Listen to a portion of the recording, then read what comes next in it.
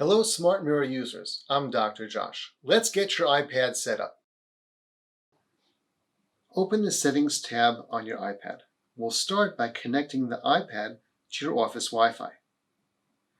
In order to have an uninterrupted clinic session, I'll go into Notifications, and for each app on the iPad, I'll turn the notifications off. Do that for each app. I'll turn on the Do Not Disturb feature. Next, under General, go to Software Update. Make sure your iPad is updated to at least iOS 13 or higher.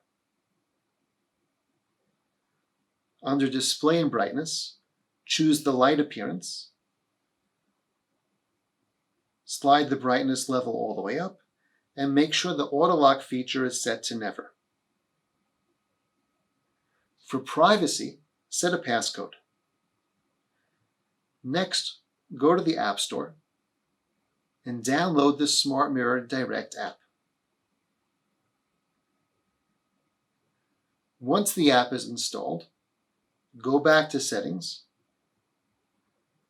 scroll down until you find the SmartMirror app, and make sure all these settings are toggled on.